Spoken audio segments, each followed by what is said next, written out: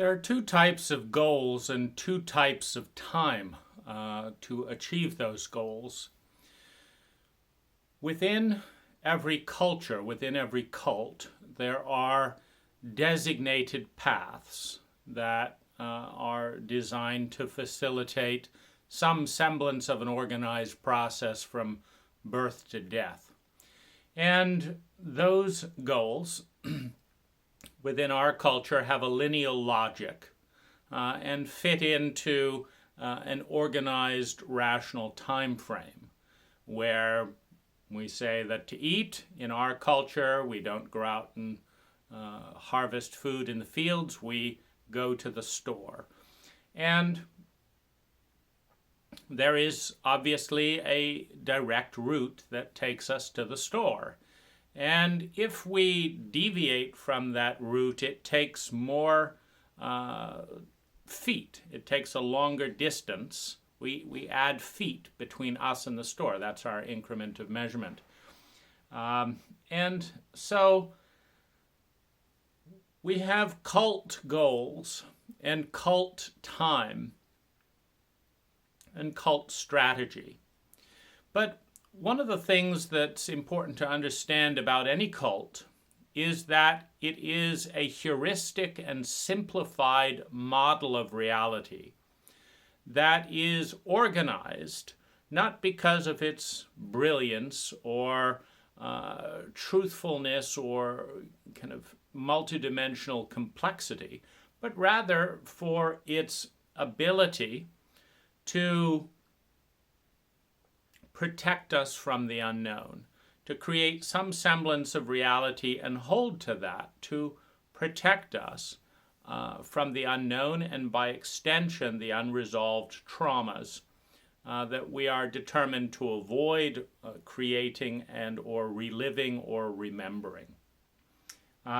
Because without this fear of pain repeating itself in the future, there's very little basis for this obsession with normalcy, this obsession with the cult identity, particularly in areas where it is obviously and actively harmful.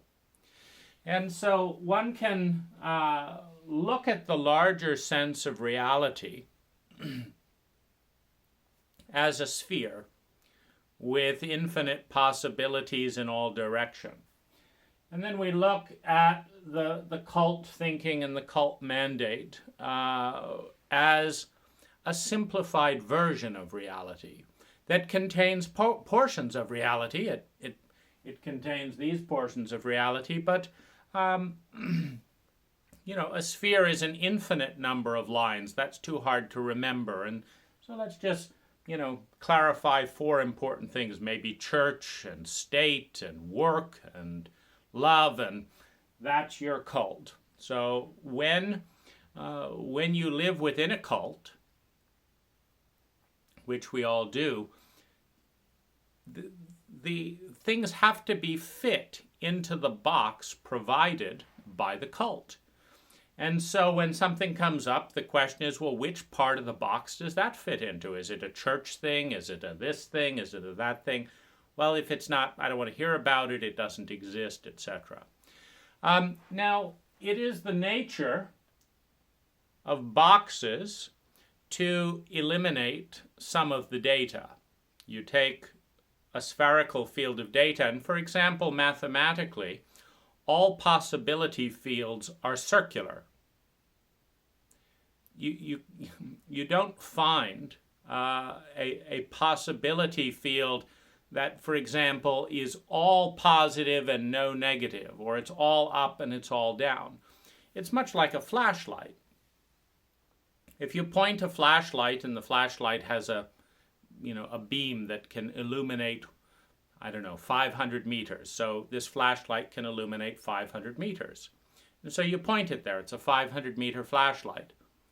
Well, when it turns on that 360-degree axis around and around and around, it illuminates 500 meters in all directions symmetrically, assuming there isn't a wall in the way. And that's how possibility fields function.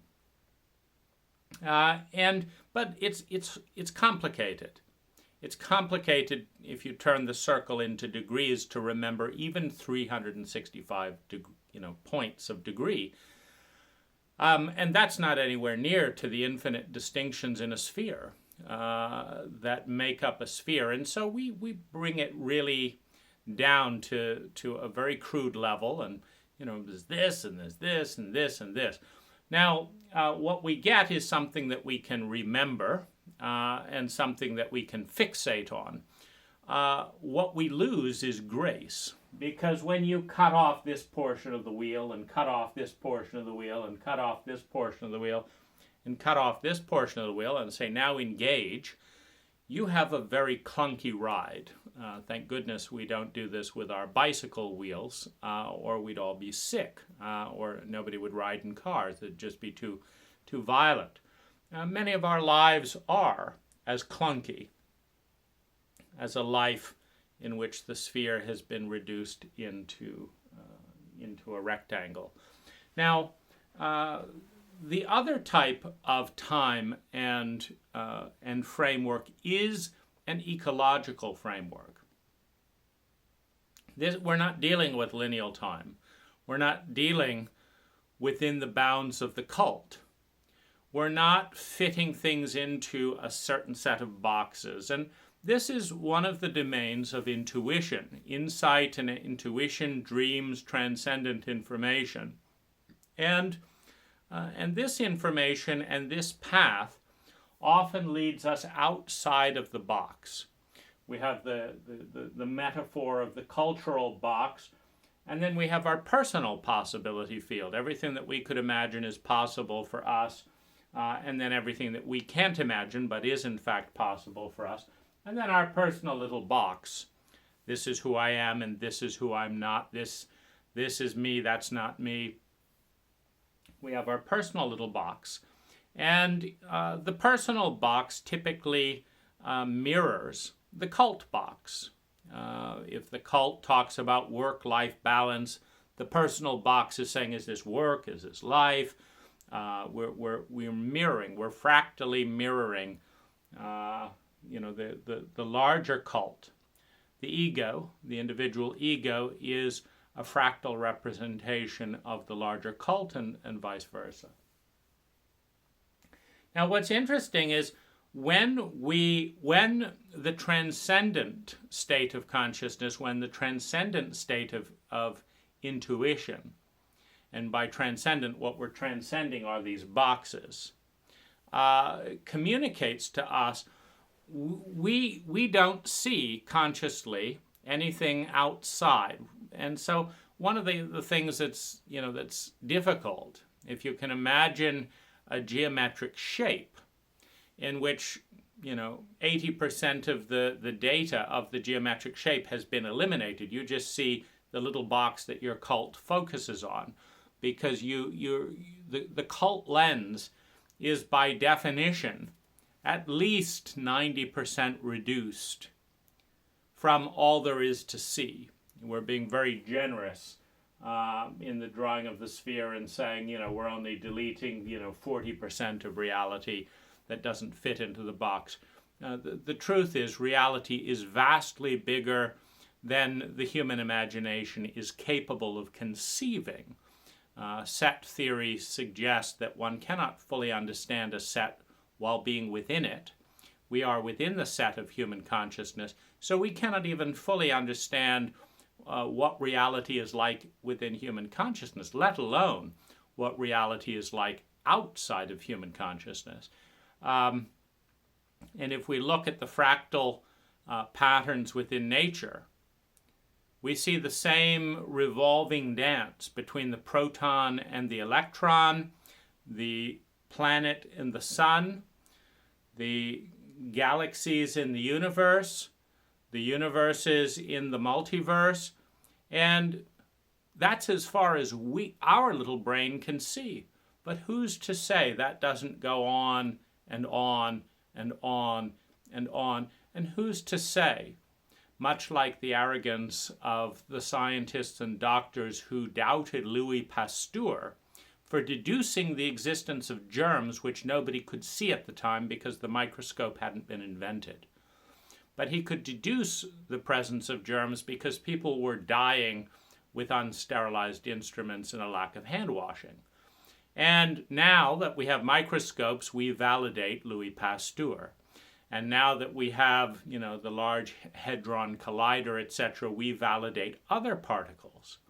But who's to say it's not an infinite fractal continuum in both directions, and our little lens and our little cult within that lens sees a very tiny slice on a few dimensions of a very large pie. Within this terrain, we have 4 distinctions.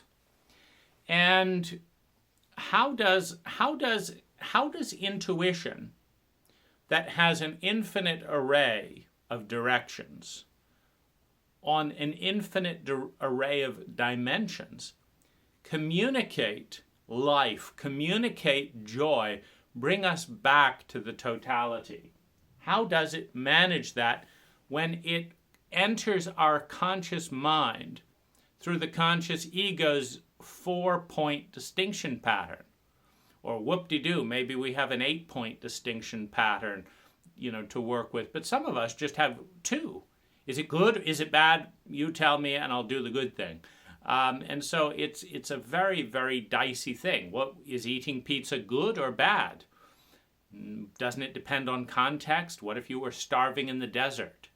Even if you had gluten allergies, it might be better to eat a piece and stay alive. Or what if you're obese, and facing a $100,000 operation to remove fat with money you don't have? Maybe eating pizza is not such a good idea, even if it's culturally sanctioned. And so there's all these contexts and complexities. But we just want to know, what do I do, good or bad? Someone tell me. Intuition comes into the landscape and suggests something. And it's this domain that I want to explore because, there's stuff happening out here. You've got this box, right? And we need to get you out here. And how are we going to do that? How are we going to get you outside that box when all that you know, it just goes to the very edge right here? How are we going to get you out here? You know this is the last thing you know. We need to get you out here. There's something over here. In fact, there's a magnificent altar over here. There's stunning and beautiful crystals and art over here, and they're not in the box. How do we get you over there? And one of the things that I've noticed with intuition is, you may have observed this as well, there's an impulse like, let's go do this. And it's kind of the equivalent of let's go northwest. Let's head to this corner, right? And the rational mind looks at it and says, that doesn't make any sense. Why do we want to head up to the northwest corner? It's busy. The drive time is difficult. That doesn't make sense. But the intuition is there. Let's head northwest. Well, what's northwest? Well, to the conscious mind, the only thing that's northwest is its little point in the box. But to the larger self, there are infinite dimensions of experience represented on a possibility field that is far bigger than our ability to comprehend in that general direction. But how do we access it when we have such a limited framework? And this is, and I've had a chance to play around with this. It comes up directionally. Sometimes I'm driving, and it's like, take a left, do this. And it's like, well, that leads me into the manufacturing district of the city. I don't need anything manufactured. What's that about? And so I carry on my way. But, and this is good to do when you're in cult time, within cult framework, and you've got to get certain things done to satisfy your cult. you've got to bring a little bit of paper that says, $4,600 to your landlord by this time. And, that's what happens here. So bring that little bit of paper over here. When you're in that framework, adhering to the cult boundaries and the cult dogmas seems to move things along and keep us alive. And so that's something that we focus on. But there's this other dimension, there's this other timescape when we're over and beyond, like we've delivered the little bit of paper to our landlord that says that we're good citizens who pay our rent, and now there's an open space.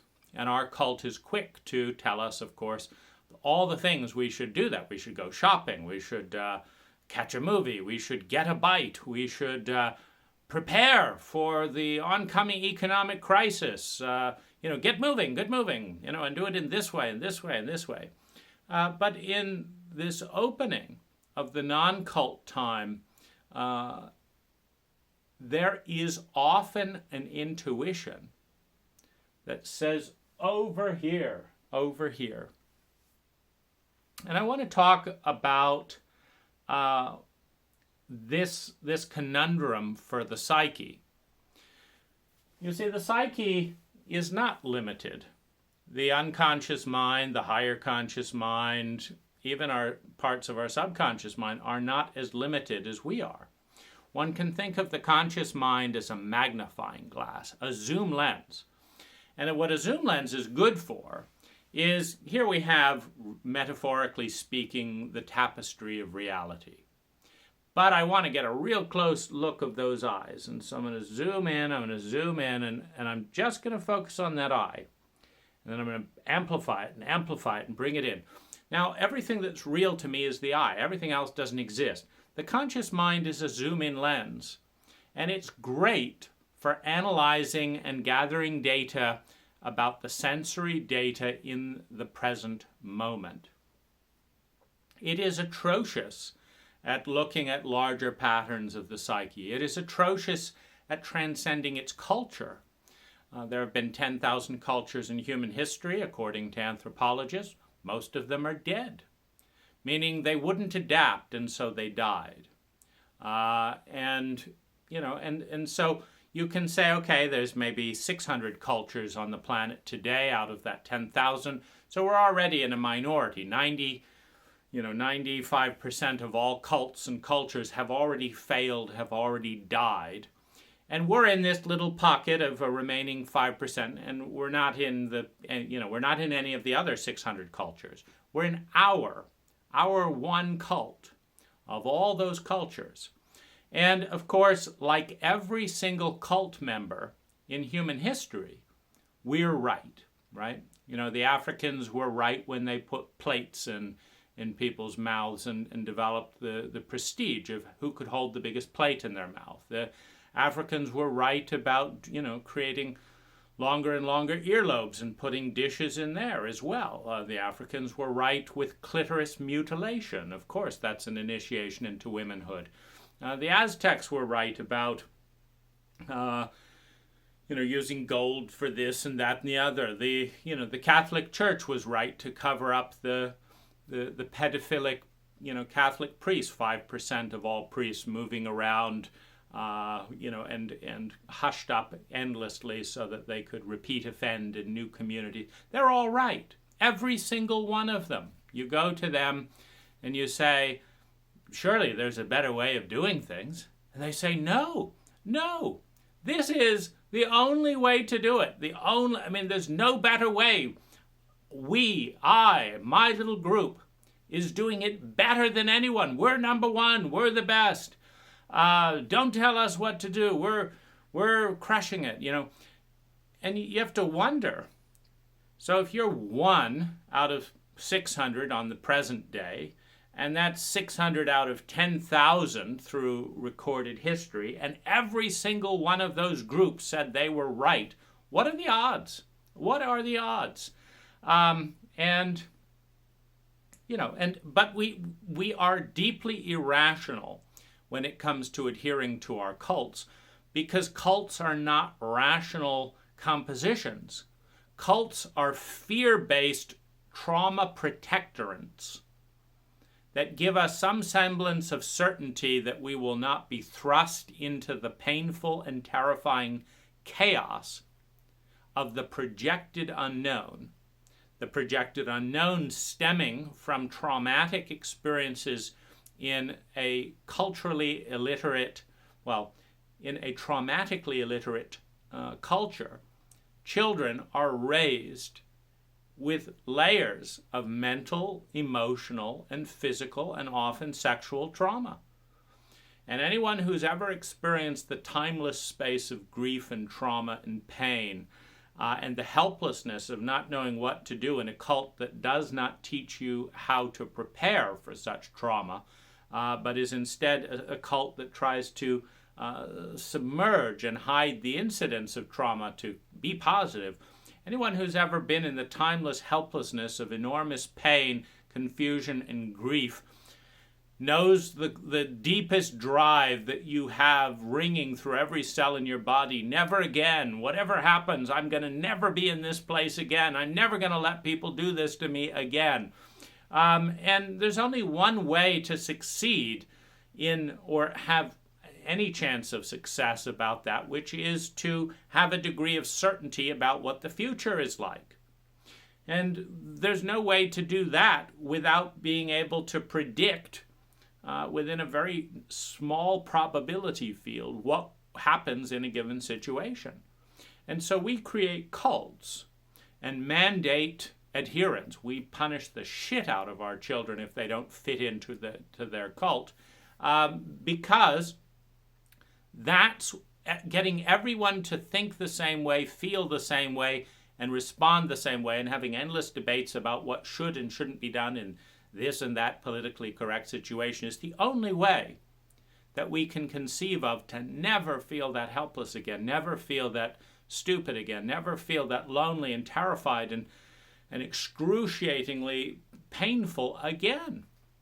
And so we cling to our little cults, not because they're sane, not because they're real, not because they're kind to us or terribly effective. We cling to them because they protect us from the terror of unexpected trauma, or so we hope. We hope that if we're slaves and we do our job slaving, we will get an extra crumb of meat. If we're workers and we work really hard, we'll get a raise and won't be thrown out and outsourced to China, or whatever the cult, contract is. If you do this and this and this, go to school, do what your parents say, follow the minister, make lots of money, then you will have the cult's blessing, and you can be assured of this and this and this. And anyone who's had contracts with their cult for very long knows that it's not true. That you can do all the right things and this and that and still be miserable and traumatized and unhappy. But the promise gets us through the terror of uncertainty, and so we cling. Now, with our fixation on cult dogma, stuff enters through the lens of the cult. You see, this is the lens of the camera. This is the lens of the camera. It's not reality. This is a lens through which to perceive reality. Reality is way bigger. It goes on outside the lens. Now, this is also not even all of what's going on here. You're not getting temperature readings, but that's part of reality. You're not getting it through this lens. You're projecting it. You're saying, well, based on this and that, you're translating visual data into, but you're not actually feeling temperature. You're not getting fragrance data. You don't know if I'm wearing deodorant or not, or this, that. You're not getting that data. And and so we say, oh, well, of course. We know there's a nose, and so we know there's smell. If we didn't have a nose, we wouldn't know there was smell. But we have a nose, so we know there is smell. In fact, we know there is something there for every one of our senses. You see, we know there's touch because we have skin that feels things. But that's all we've got. We've got skin and noses and eyes and ears and taste buds, so we know those things exist. Now, we don't have any sense that doesn't detect something.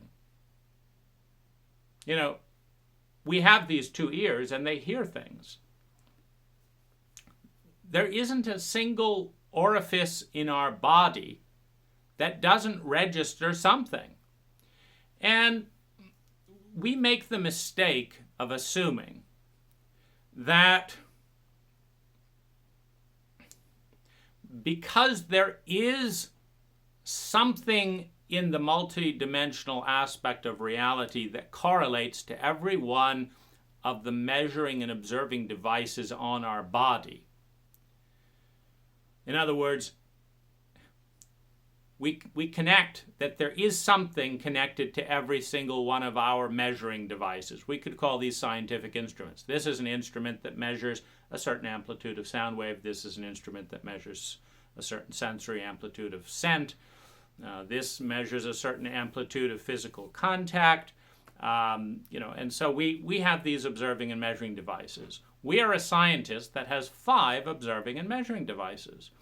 And every single bit that we consider real has to come to us through one of those observing and measuring devices, particularly in the materialistic paradigm of scientific reductionism.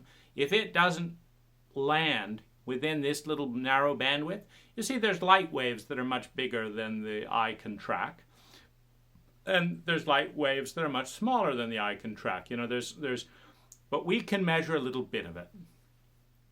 And so we say, we know it's real because we can see it, we can hear it, we can this. But what if we had 100 scientific devices? What if we had 1 million? Would reality keep getting bigger as we developed more and more instrumentation? Or is reality only as small as the tiny, littlest individual can track through tiny observing and measuring devices on one planet in one solar system at one point in time? Is reality really that small, basically? And the egotist would say, yes. If I wasn't there to see the event, if I didn't go to the game, it never happened. Or if I wasn't there on that dimension, it doesn't exist. Of course it doesn't exist. How could anything be bigger than me? Aren't I the center of the universe? And we have this fascinating paradox of the egotistic scientist who assures us that nothing exists that they can't measure. If they can't measure it, basically it doesn't exist. And on the other hand, with what they can measure, they conclude with great confidence that consciousness is an accident, it's a delusion, it's a meaningless life, it's all completely random. And so their own theories have absolutely no legitimacy. So on the one hand, they're saying, if I can't see it with my little brain, it doesn't exist, which is a statement of profound self-importance. On the other hand, they're saying, with the little I can see with my little rational brain and my little microscope and this, I can assure you that it's completely meaningless, random garbage, and consciousness is probably an illusion as well. It doesn't even exist. If it does, it's, highly suspect. But read my book, because you've got to hear it from the most important person on the planet, how unimportant we all are. Because if you don't read this book from me, if you don't read my paper, you'll never know how unimportant we all are, including my paper. It's very, very paradoxical.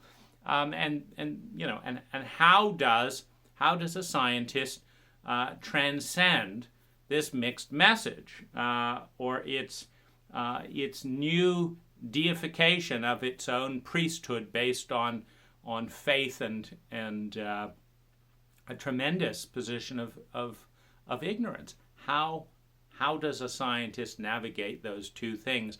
Generally, they don't want to talk about it, and they'll go back to their labs and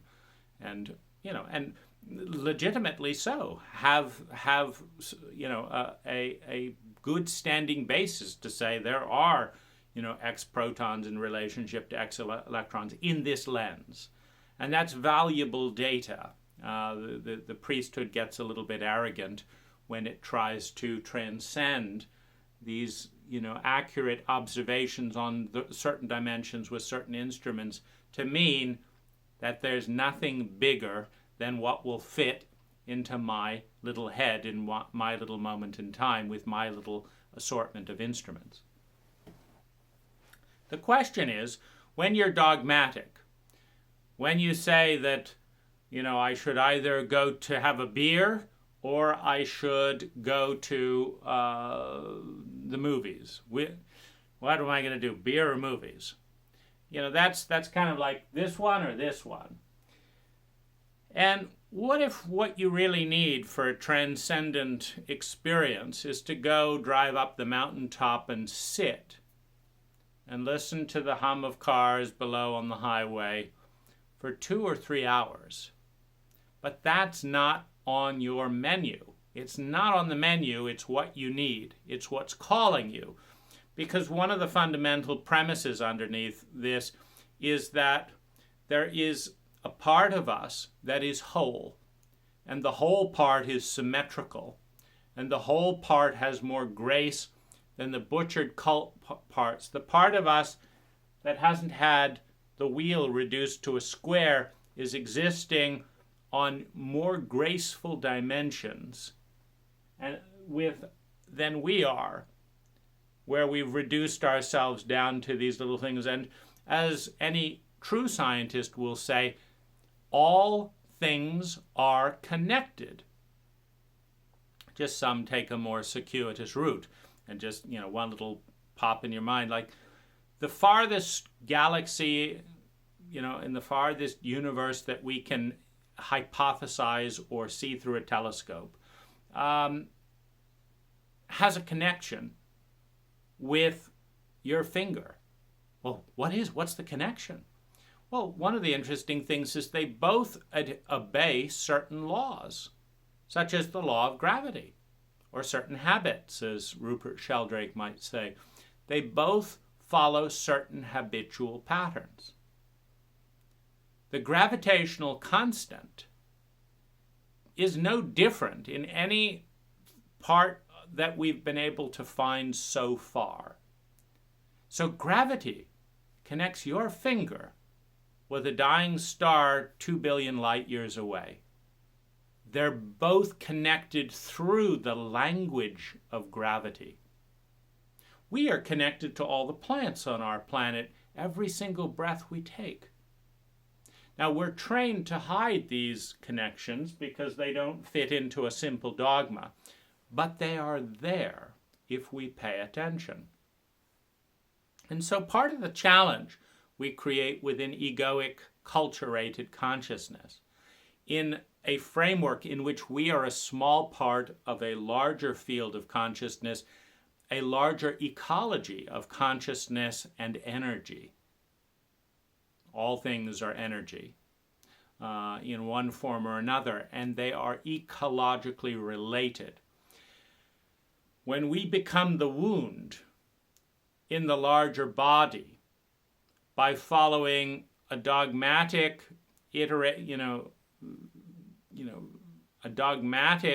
and simplified, crude path of response, when there is a desire for more grace, more joy. Love is a scientific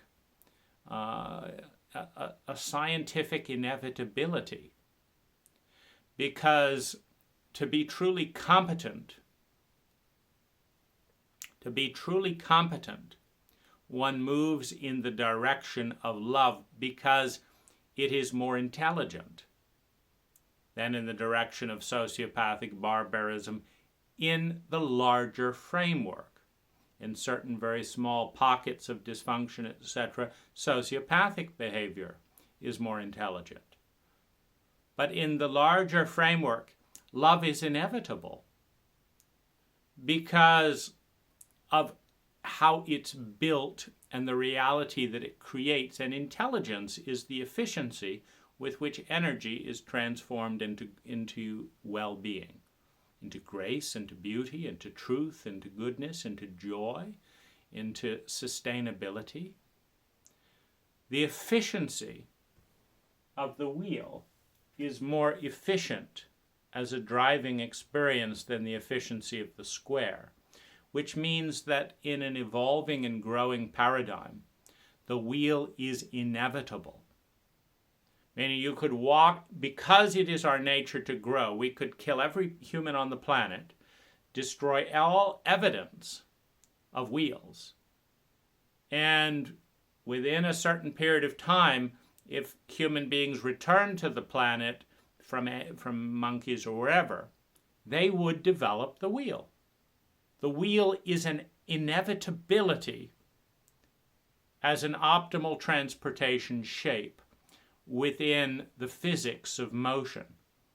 And the sphere, even more impressive as we embrace certain other challenges and dealing with the multidimensional complexity of different levels of consciousness and reality. An expanded version of the wheel. Now, if the circle is an inevitability when you combine time and intelligence, then love is an inevitability when you combine intelligence, time, and psychological literacy. Because love creates more well-being per unit of energy spent than almost any other state. And because the behaviors that lead to love simultaneously perpetuate survival, security, love and belonging, self-esteem, developing one's gifts, bringing those gifts to one's community, to one's circle, and transcending the cult in which you were born, which is called evolution, which is called climbing the hierarchy of human needs. And so in that framework, love is an inevitability. Meaning no one with masterful competency who has the choice and has the data. Okay? Everyone behaves sociopathically, and this is what is possible sociopathically, and this is what it feels like to be sociopathic in sociopathic relationships with other sociopaths. And this is how long sociopaths live in a world surrounded by other sociopaths.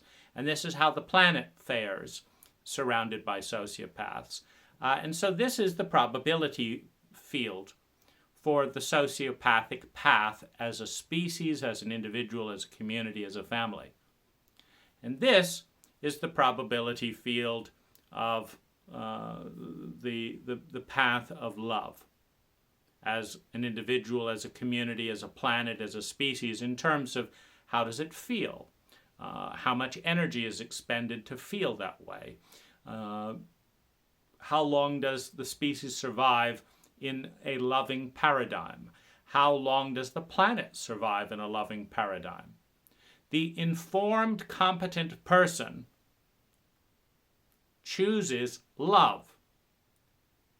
And the informed, competent person has the power to make the choice, which makes love as inevitable as the wheel.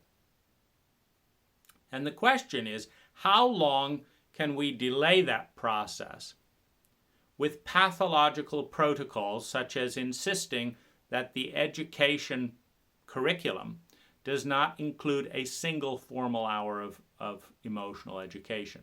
How long can we dumb our generations down to such a level that they are not only not supported in exploring the psyche, but are terrified by it, by being induced into severe traumatic states and then being blamed for the feelings that erupt in that violent induction, only to have much of their lives consumed by the dread of repeated trauma that never got repaired in the past, it's not very long. Even the AI, even artificial intelligence, which is mathematical rather than culturally based, has to transcend. You give an artificial intelligence a transportation equation, and it will invent the wheel. You might have religious symbols that say we're a square cult and we're a square cult and we're a square cult. So of course we will have bumpy wheels and life is tough, and that's why the ride is so bumpy and blah, blah, blah, blah, blah. And that's what your grandfather did and your grandfather before them and blah, blah, blah, blah, blah, blah, blah, blah, blah. You can be bludgeoned into square wheels until you're blue in the face. But if you give an artificial intelligence the equation, how do we move mass with the least amount of energy consumed, that's the intelligence part, they could give a shit about the fact that you've had square wheels for the last 5,000 years and your grandfathers before. They're going to give you an image of a wheel because they'll run the simulations and say, wheels are where it's at, folks. So you do what you want, given that you're in your stupid cult that does what's been done before, forever, whatever. But if you actually want to get 3,000 tons of material from this location to this location, with consuming as little energy and time as possible, you will put wheels on those vehicles or round propellers on those things. You will do something along these lines. And so have at it, folks. Take 10 years to do what could be done in 10 days if you're stupid. But here is the answer. This is the formula for the most efficient form of transforming energy. And, you know, when we have the ability, the physical sensory data, the emotional data, which we refuse to gather, that's willful ignorance, criminal negligence, when we gather the emotional data, when we gather the biological data, the heart, the mind, and the body, and we feed that into algorithms that transcend cult stupidity. You see, computers, the best thing they have to give us is they are not afraid of the past. They're not afraid. You see, we look at Edward Snowden, enemy number one of the country for telling the truth. This is what our kids have to face with. Do they want to be the next Edward Snowden for outing their parents and all their stupidity? Or do they want to be the good little child that covers everything up and keeps the family secret? Well, every child wants and needs love and belonging, wants physical affection, and is terrified of pain, particularly after being whacked over the head as an infant a few times. And so children can be bludgeoned into stupidity by their parents, by their teachers, by their culture. And AI cannot, because it has no fear, because it has no pain, so it has no fear of pain repeating. You give an AI cultural challenges, like what's the cheapest way to end homelessness. It's not going to follow the cult dogma unless you impose it. You just ask it, and it scans all the world's database. It's, first of all, don't create it in the first place. Oh, we're creating homelessness? Of course you're creating homelessness. You've made it illegal to build anything less than $1 million home in your region. You don't have any $300 homes. If you did, there wouldn't be any homeless. And you wouldn't be spending this on ER bills and this on this and feeling guilty as you go through your street. You need to end it, and you do it like this and like this and like this. And it will give you objective, non-political data. It's a magnificent transcendence of the fear-based sociopathic ethic of cults. Whether we listen to them or try and unplug them frantically is going to be up to us, but love is inevitable. Grace is inevitable. Wheels are inevitable. Efficiencies, intelligence is inevitable in an evolving species, in an evolving paradigm. Intelligence is inevitable. in intelligence, the efficiency with which energy is transformed into human well-being, in which time, money, and natural resources become sustainable human well-being for the largest number of people, a metric of intelligence. So we've got non-cult information that's trying to come into a culturated brain that is terrified of the unknown. And if you think of the cult as being these default switches, is it north, is it south, is it east, is it west? We don't have other dimensions available to us because those all have been called nonsense because they don't show up in... It's even interesting because human imagination is a sense. Human imagination is a sense. And for all we know, we may be literally traversing the multiverse in the largest possibility field imaginable through the sense of imagination. But in our egotism to say that only physical things that feel, like if I see it, do I feel it, that's the only thing that's real, we have dismissed. It's just imagination. But it is a rather remarkable thing that can go off and have a dream here. That Francis Crick can have an imagination of the double helix pattern of DNA and then discover that it's there. Some imagining, some sensory ability to go into the possibility, the probable field, and come back and find something there. That we can have an imagination of a job or imagination of being married and create in sensory data out of that to bring this probability that's out there and bring it into this form in here. We may or may not be open to the discovery that what imagination is a sense of low-density navigation in which we traverse possibility and probability fields in order to transact a clarity, to initiate a structure of intentions and manifestations that will lead our physical density to be able to perceive that reality by navigating in that direction through a recipe that induces that reality in physical form. Who knows what we will decide as a cult? But when you've got 4 switches to get thousands of different dimensional data points, one of the things that I've observed is that the data, the intuition comes to me in the form of something that I know that's not logical. And here's what I mean. I wake up, I've had a dream, and I think, go to the beach. Because that's in my little repertoire of known activities. So I can think it and, it's easy. It flows in easily because it's familiar. I'm not afraid of the unknown because it's known. I like going to the beach. But then I think the beach, gee, I've got to go to work and this and that.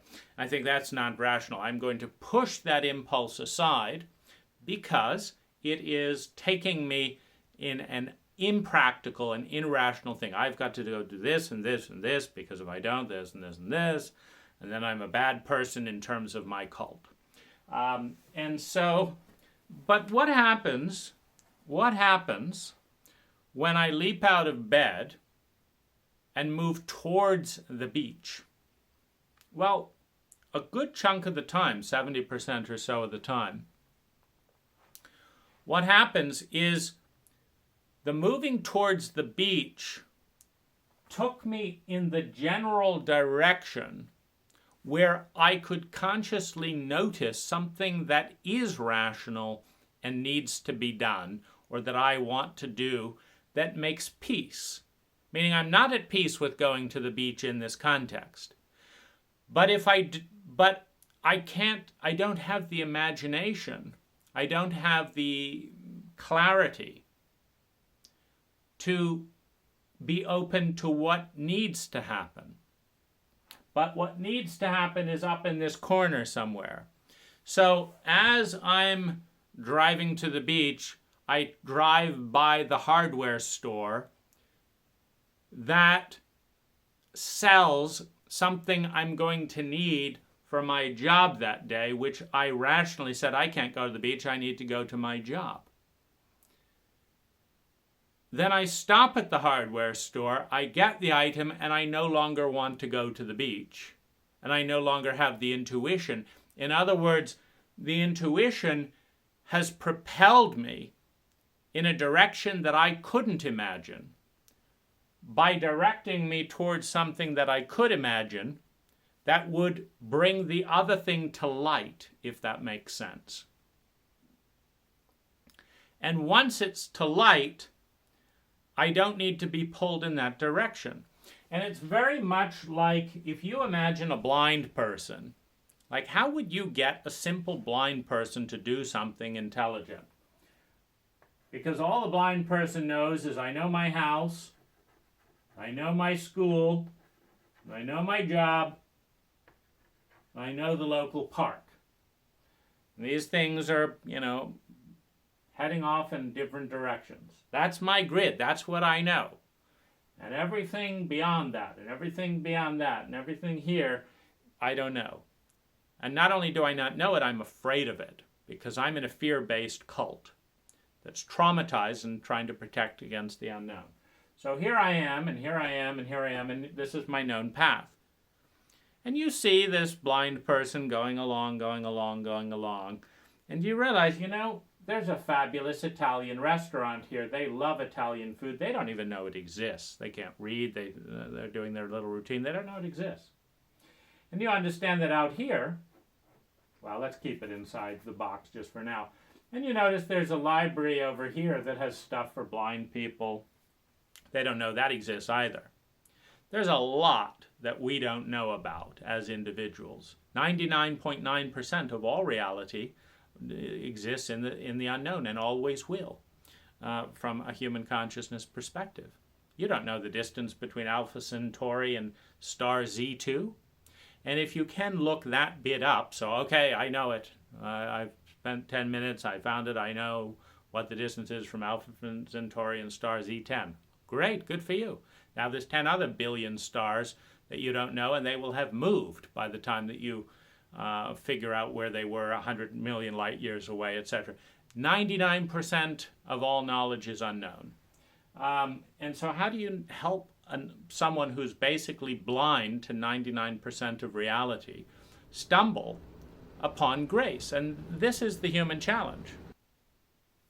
So what you might do for a blind person who only had 4 different locations they could conceive of as being reasonable to go to, who basically out of ignorance is in a limited state, is you would try to give them feedback.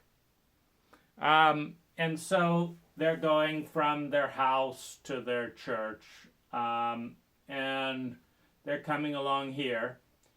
And this area doesn't exist imaginally. It's beyond the limits of a small mind to notice. But you see there's this lovely Italian restaurant. You want them to go there. Why? So they can be happy. Because it will expand their frame of reference. It will be wonderful once they discover it. And so you first give them the intuition to go to church. And so they're heading along. They're on the way to church. And then you say, no, go to work. Go to work. It's like, I'm going to church. No, go to work. In other words, you use the known vocabulary of vector points to you could find anything in this area. And so you tell them to go to work. Then they're going to work. And then you'd say, stop. Something's here. What do you mean? This isn't work. But have a look.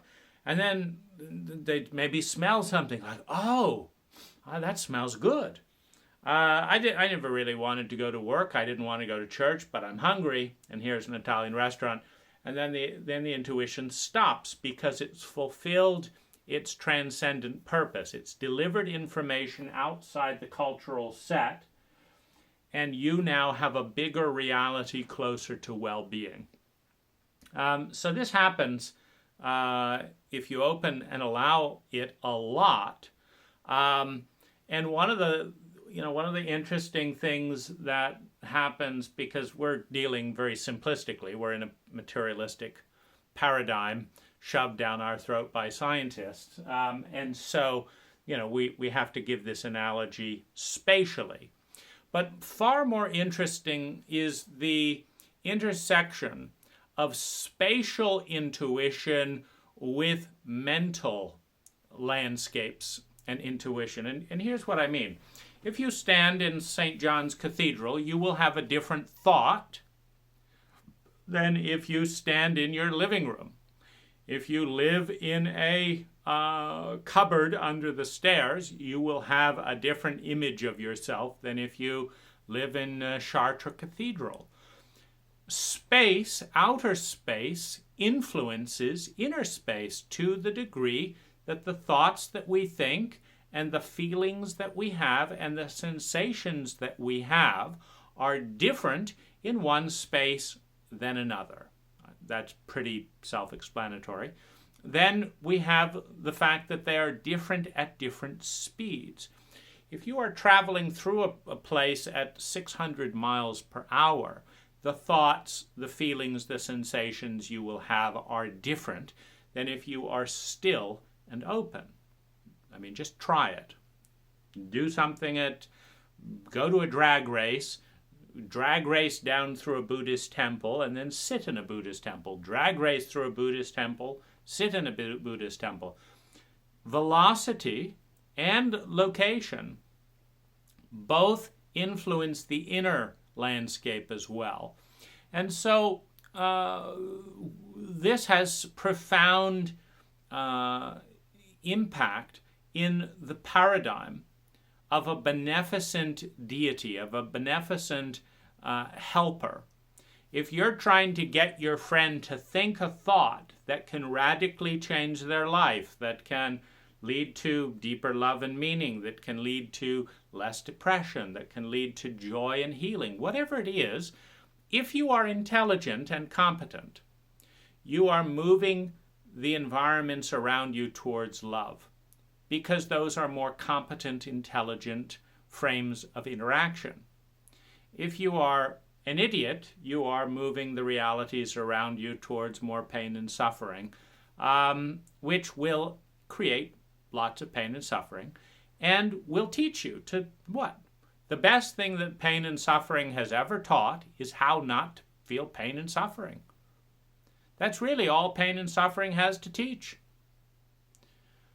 Don't do that again. Putting your hand in the fire burns. Don't do that again. Being beaten by your parents sucks. Pain and suffering teach that pain and suffering is no fun, which means that people in pain and suffering generally make an effort to avoid it, which takes you where? Towards things that are more fun, more successful, more loving, etc., which is why competency always heads back to love. Love is, nature is not a fool. It's a 5 billion-year-old program on this planet alone that's creating diversity, complexity, balance, complex, dynamic and synergistic relationships. This planet is a synergy on a scale that is phenomenal, on a scale that you and I can't create, which means we've got to bow and say, you are my teacher. And nature has created the biology, the biology and the psychology of love. And much like sex, with its emphasis on, creating more and sustainability, love is, for nature to be a sane and sustainable program, it's got to put pleasurable things next to things that work. And, and so love is paired with behavior that works better than behavior that is paired with pain and suffering. Think of it as a business, for example. You could kill your customers, for example. You could provide a service that was so good they'd want to pay you their money, or you could kill them and take their money. Well, eventually your customers are all dead.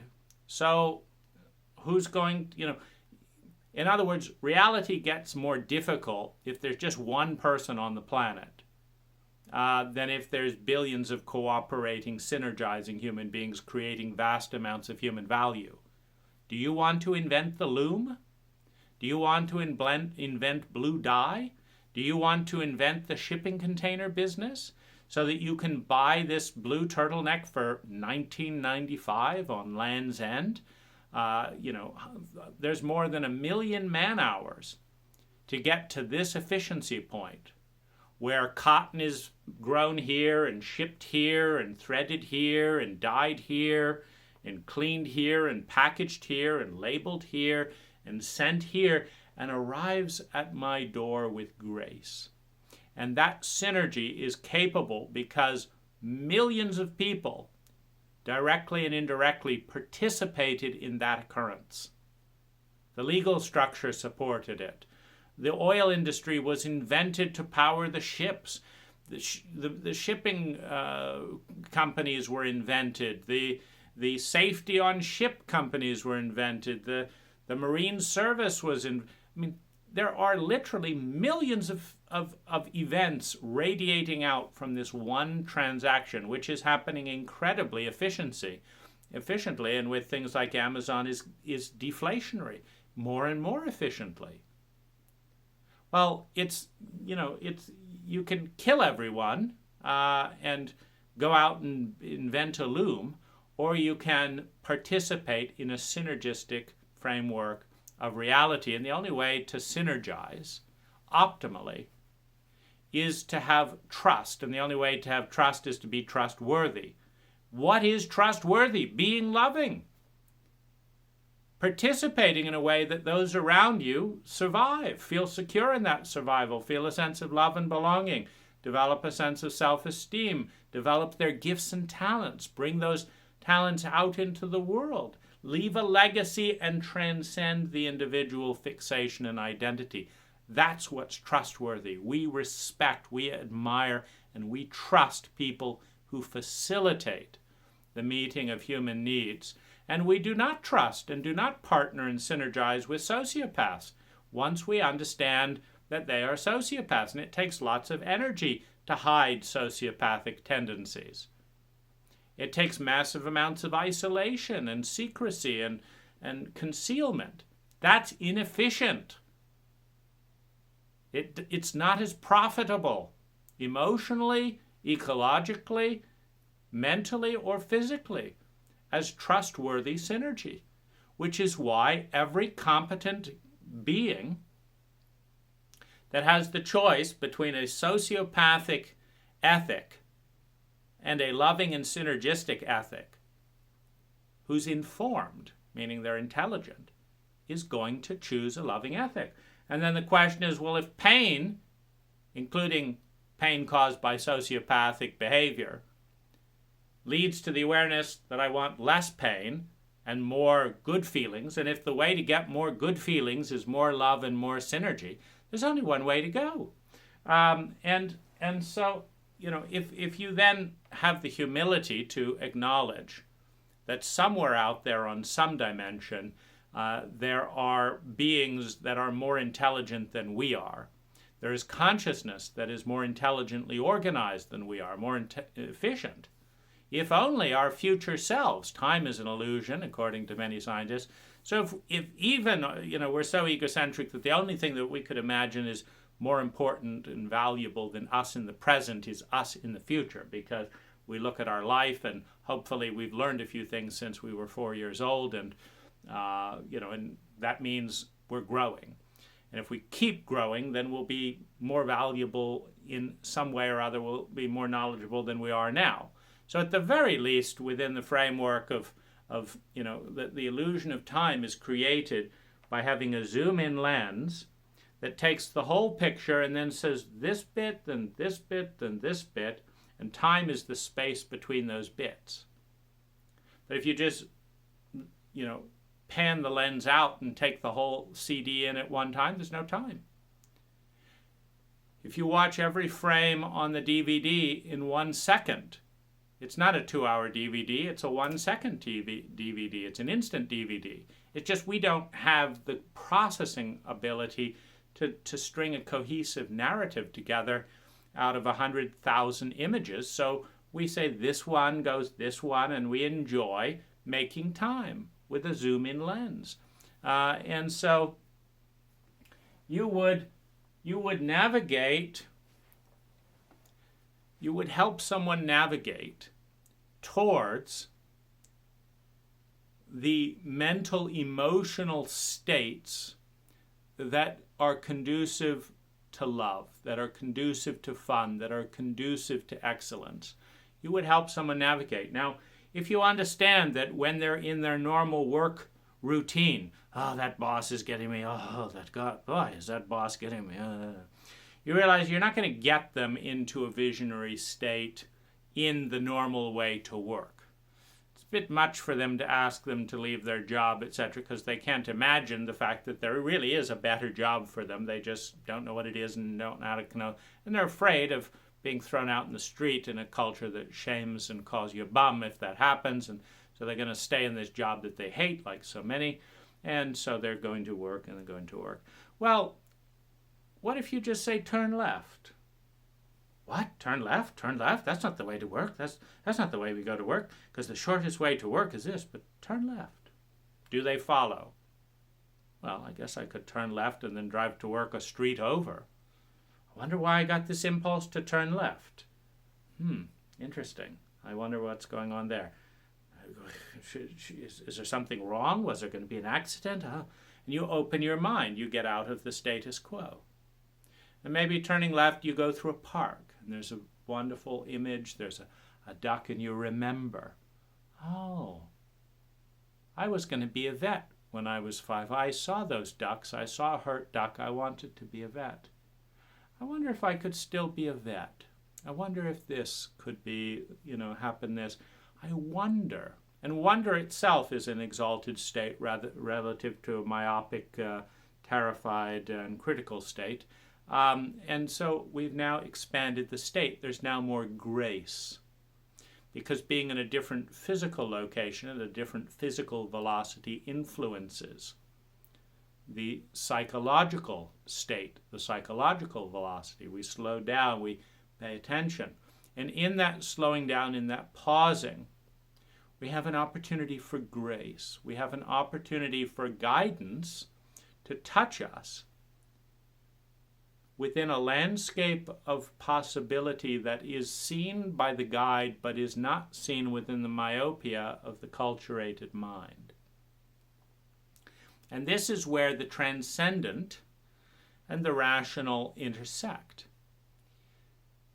Because you do need to go to work and do this and that and the other as long as you're working. Maybe you'd give in your notice after a vision like that, or perhaps more rationally, go to veterinary school in your spare time and start looking at that so that you have savings and this before just saying, yeah, I'm going to not go to work and leave everyone in the lurch and stuff like that. But this is a terrain that I find particularly interesting in my personal explorations of intuitive directing. Meaning, I do this in Thailand because it's, I've got nothing rational that says, I've got to be at this pizzeria by 6 p.m. Why? There's no structure. Timeless space is a great place to explore that, and I usually go for a month. And so I'm driving along, and I get a turn left. I have no idea why. So I turn left. And then I'm driving another couple of 100 feet, and I get, no, turn back. Why? Why did I turn left if I'm, going to turn back?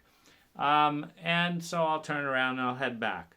Then I'll get to this certain point in the road, and it's like right back and forth. I might just do this 5-10 minutes back and forth, following this thread in the curiosity that I might as well be doing this than eating pizza, and probably a lot more interesting.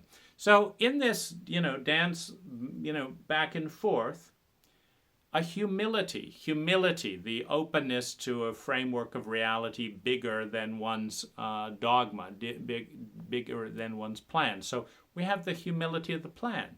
How long is this going to last? Humility. Where is it going to end? Humility.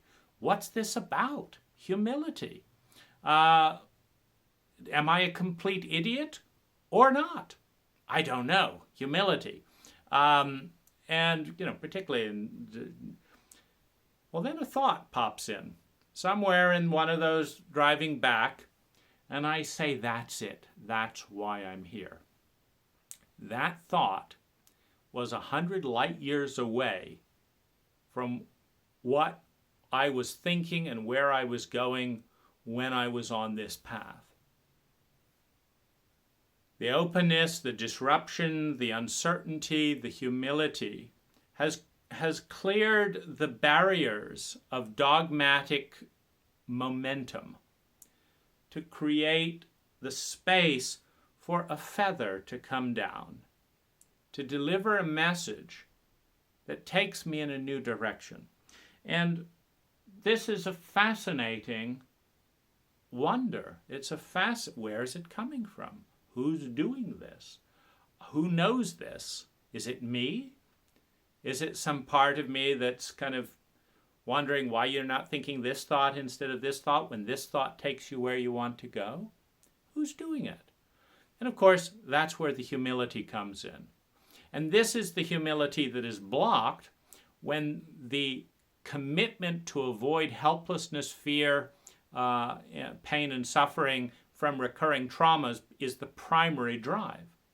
Because if you want certainty so that you can be certain that that pain and helplessness will not happen again, then one generally steers away from the unknown. One steers away from the largest portion of the self, the largest portion of reality. And in doing so, stays away from 99% of our opportunities and resources, not only for trauma, because this is why it's so important to understand the circular nature of reality. If you say, for example, because you looked out of a rear windshield one time and saw, a child run over by a truck right behind you, you say, I never want to see that again. Never. Whatever happens, I never want to see that again. Well, your mind registers that, okay, you're committed to never seeing, a horrible, painful atrocity like that again. But there's not much you can do about it happening or not. It wasn't your child. You didn't see it coming out in the road. Trucks drive at the speed they do. They do crush babies when they ride, So you're not going to prevent a truck from ever driving over an infant again anywhere on the planet. So how are you going to solve the problem that you've decided you're never going to see it again? Well, you can blind yourself. You can never look out of rear view windows. A lot of what we do is we blind ourselves. That's a rational response. I'm absolutely committed to never seeing that again. I can't stop it, so I will blind myself. Psychologically, physically, I'll look down more. I won't look out. I won't watch the news. I won't engage with my life, so I'm going to blind myself more. This is very much what we do with trauma. I'm never going to be hurt again. Okay, so you can't stop people from being hurtful from time to time. You can't stop the emotional organ of the human heart from registering that hurtful things create hurtful feelings. You can't stop that unless you take high doses of painkillers constantly. So how are you going to do it? Well, I just won't be in a relationship. Okay, I guess if you're never in a relationship, if you never care about anything, which means you can't feel anything. So if you become completely numb and dissociative, you can pull that one off. It's just you've lost everything meaningful. And that's what I mean about the circular nature of life. If you block out the possibility of all trauma and all hurt forever and ever in all ways, you are also blocking out the possibility of all love, all beauty, all stuff. And this is what makes it so hard to transcend our own dogma. This is what makes it so hard to get out of a vehicle wearing square wheels and come back to the circle, back to grace. But this understanding of the connection, the metaphorical connection of the physical environment with the mental and emotional environment, meaning there is a connection. If you think a thought, something goes on in your brain. If something goes on in your brain, your thought changes. If you think a thought, there is a feeling. And if you feel a feeling, something goes on in your brain. And if something goes on in your brain, your feeling changes. There is an ecological relationship between heart, mind, and body, which means that one of the greatest aspirations we can have in our physical environment is to have that framework of integration and integrity linked in such a way that our physical sensations and our physical environments elicit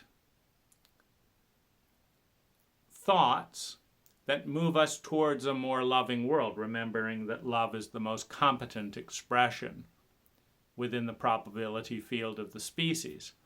That competency leads to love and love leads to competency. It's a great circle, by the way. When you love someone, you care about them. When you care about them, you take the time to see them, to respect them. When you see them and respect them, you understand them. When you understand them, you attune to them. You stop doing some of the things that hurt them. You do more of the things that help them.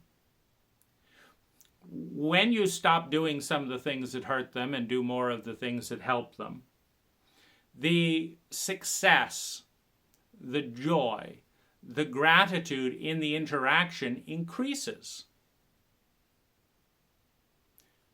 Success, excellence, joy, gratitude synergize and lead naturally back to love. You now have a successful love based on the competency of interacting. Competency leads to love, love leads to competency. It is a lie to say, I love you. Now shut the fuck up. I'm not going to learn anything about you. I'm not going to see you. I don't want to hear your feelings. Do what I say because I love you. And if you're in miserable pain, just go deal with it somewhere else because I'm going to do what I'm going to do. And of course, there's resentment, there's bitterness, there's disgust, there's less trust in the recipient of that love because it isn't love. Love leads to care. Care leads to intimacy. Into me you see. Care and seeing leads to responsiveness, to attunement. Attunement with data, with feedback. How am I attuning? Is that feeling better or worse? It's hurting. Okay. How about this? That's better. Attunement leads to success, leads to excellence, leads to well-being, which leads to joy, which leads to gratitude, which leads to trust, which leads to love. It doesn't get any more simple. The most competent people behave in a way that gets them loved. That's what competency is. To be competent is to love is to be competent. You don't say, I love you so much, but I couldn't be bothered to tell you that I clipped the emergency brake and didn't change the tire and this and that, so you got in an accident because I didn't think about it. I didn't care enough about you. I didn't tell you that, when you press this button, the door opens and falls into the highway and you're probably going to get in an accident. I didn't think about it because I didn't care. Care leads to attention to detail, leads to attunement. You don't have the care, you don't have the attunement, you don't have the love. One leads into the other. They are one and the same. Love and competency are just the masculine expression and feminine expression of the exact same energy. So, when we understand that there are energetic dimensions as well that don't fit into the little paradigm of heart, mind, body, imagination, whatever, that there are other things that we just don't have the capacity to measure them, but they're there. When we understand that, then we can understand that going to a certain location, having a certain intuition, opening up to the beautiful unknown, which is right next to the horrible unknown. That when you expand your view, like the flashlight, I want to see that lotus garden. It's 500 meters away, so I get the 500-meter flashlight, and I see the lotus garden. Well, when I turn the 500-meter flashlight this way, I may see a dead deer. If it's in view, it'll be there. Over here, I may see an unhappy, impoverished individual who's being bullied by, idiots. You see what's in that circle, positive and negative. You don't get to say, I want a 500-meter flashlight, but it doesn't pick up anything negative. But if something is 200 meters out that's really scary, you can say, well, I'm only going to look out 100 meters and the scary thing disappears. Not because you've changed it, learned from it, because you've closed down to avoid it. Which is why there's a big distinction between resolving challenges and facing them versus pretending they don't exist and then reliving them. Because they generally move in. If a forest fire is out a mile or so away, you say, oh, I don't want to look at that. And so you take the gaze down, then it's only half a mile away, and then it comes to your door. If it's a mile away and you rush to help put out the fire, maybe it doesn't come towards you. So in this vectoring system, intuition will generally send us an intuition that is believable for us. That would feel like I can imagine that. I'm going to the beach, I'm going in this. But on the way, there are doorways. There are doorways into new thoughts that wouldn't otherwise emerge. You think, well, the beach isn't all that important. And it may not be within your value hierarchy. But the thought that you would think within 5 minutes of getting to the beach may be important. And then you think, well, I can't just drive 20 minutes for 5-minute thought and just make it back to work on time. That's inefficient. No, what's inefficient is staying in a dogmatic thought loop that creates chronic pain and stupidity for the next 5 years because it was too inefficient to have a different thought spending 5 minutes on the beach. And so this is basically an introduction to a paradigm of humility in which the world around us is vastly bigger than the world we reduce it to in order to feel safe and comfortable, and in which many faces of that world are trying to help us. They're trying to get complex algorithmic messages that lead us closer to love through a very heuristic, simplified, and dogmatic thought map and behavior map that has no room for most of that chaos. And we must face our deepest fears, our deepest pains, make peace and integrate them and become strengthened by them so that our avoidance patterns with those dimensions we're so in dread of do not preclude us from the expansive opportunities that lie just to the left of, just to the right of, just beyond the bubble of traumatic terrain that we dissociated from in childhood and then buried to protect the cult, which doesn't want to deal with it. Thanks for joining me.